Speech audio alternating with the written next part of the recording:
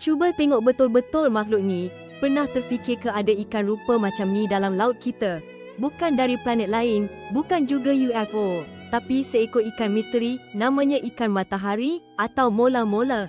Saiznya, seekor dewasa boleh jadi lebih besar dari sebuah kereta. Beratnya boleh cecah lebih 2 tan. Memang gila besar dan pelik. Ramai nampak ikan matahari terapung je kat permukaan air, macam tengah berjemur matahari.